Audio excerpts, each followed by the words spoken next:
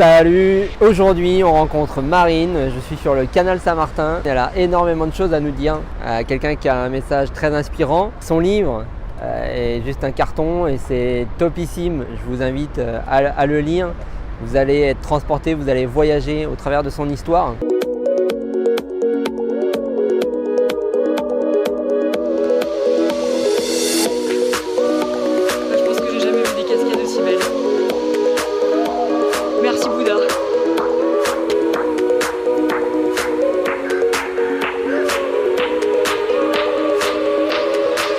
Et aujourd'hui, comme à son habitude, comme elle a l'habitude de parler, avec beaucoup d'authenticité et de vérité, on va passer un moment top. Allez, c'est parti avec Marine.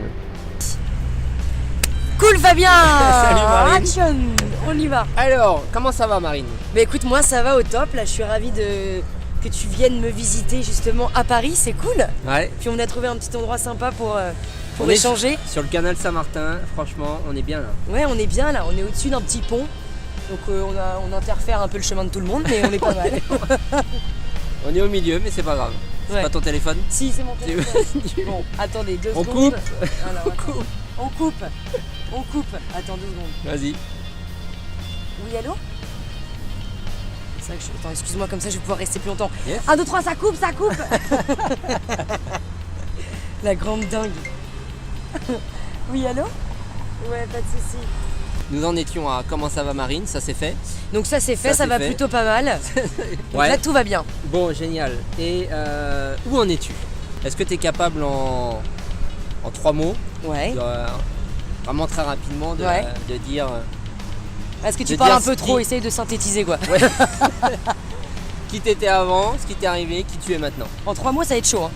3 mots, ça va être chaud. Bah, Ok. je te dis 3 mots, comme ça tu vas en faire Non, 9. bien sûr. Alors qui j'étais avant? Je pense qu'avant j'étais une personne qui vivait complètement à l'extérieur de son corps et d'elle-même.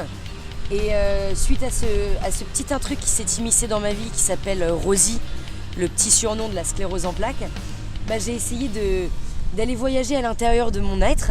Bah, mon projet Super Héros il est simple. On m'a diagnostiqué d'une sclérose en plaques il y a maintenant 2 ans et j'ai décidé de partir justement faire un petit voyage à travers 3 pays et à travers 3 thèmes. Pour commencer, je me suis embarquée avec mon corps, ma vieille carcasse d'1m60 sur les terres néo-zélandaises et ensuite je suis partie avec l'esprit en Birmanie pour finir avec l'âme en Mongolie. Voilà, à tous les CPR, haut les cœurs. Et c'est parti, on the road again! Pour après, à la suite de ce voyage, essayer d'avoir cet équilibre entre mon corps et mon cerveau.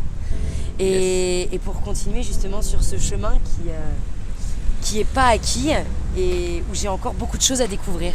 Ouais. Voilà. Donc ça, c'est qui tu es maintenant alors. Voilà. Qui je suis maintenant, c'est plus la Marine d'avant qui n'a pas changé, mais Ouais. qui a évolué sur un petit point. C'est juste qu'elle a découvert beaucoup de graines pendant cette aventure. Et maintenant, il va falloir que je les fasse fleurir. Donc Ok. c'est le voyage qui commence en fait. Ouais. Après avoir voyagé, en fait, tout commence après le voyage finalement. Bah pour moi, tout commence après le voyage parce que ça a été un voyage intérieur, certes. Mais là, pour le moment, c'est le début de l'aventure parce que quand on découvre quelque chose, c'est bien de le découvrir. Mais Ouais. après, il faut le faire fructifier. Ouais, faut l'exploiter, faut comprendre. Peut-être. Il faut le comprendre, il faut l'exploiter, il faut surtout l'analyser. Et il faut surtout essayer de le mettre dans sa vie parce que c'est facile de vivre et de découvrir des choses loin de ce tumulte parisien. Mais maintenant, il faut se dire qu'est-ce qui se passe ici, comment on arrive à rapporter tous ces beaux projets, tous ces souvenirs, toutes ces rencontres et essayer de les implanter dans notre cœur et de les faire fructifier ici à Paris. Donc c'est le voyage qui débute et c'est de nouvelles rencontres qui sont là aussi pour me faire continuer sur ce chemin. Ok. Comme toi Fabien. Bah ouais, carrément. Voilà. Carrément. Mais On s'est rencontrés, on fait une petite vidéo maintenant et puis carrément. c'est Allez-y, mettre madame. des graines supplémentaires quoi. Allez-y. Bien joué madame. Voilà. Donc voilà. Et oui, et donc tout ça, en fait, ça m'amène à dire qu'on a tous un chemin de vie. Et on a tous une histoire de vie. L'idée est peut-être de s'interpeller sur le sens qu'on a à donner à sa vie. Et la vie passe trop vite.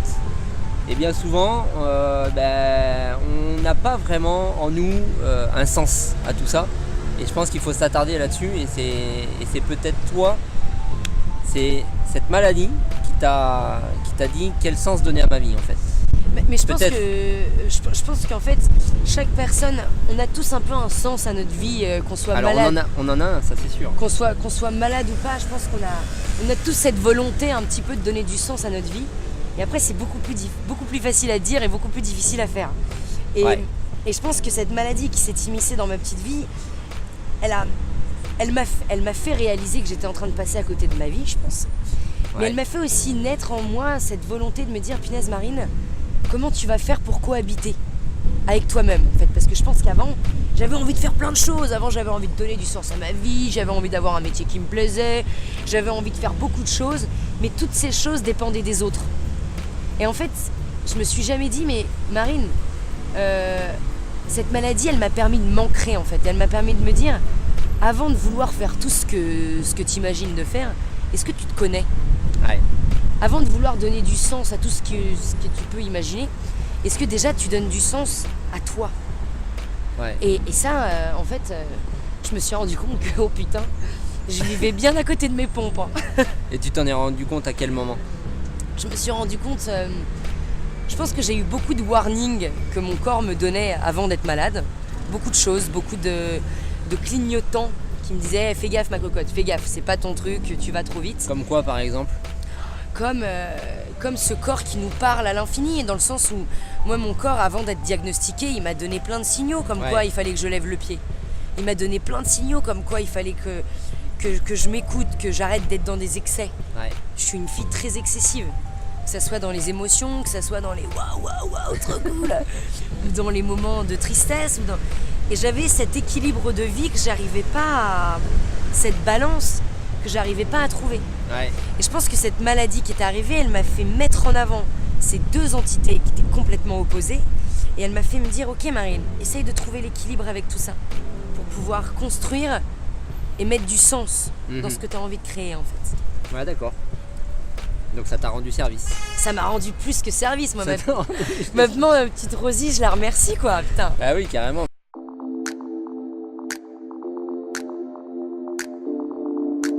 Petite Oh, mais provision.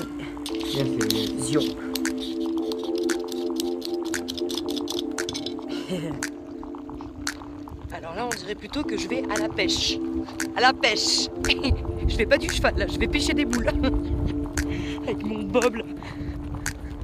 Yeah.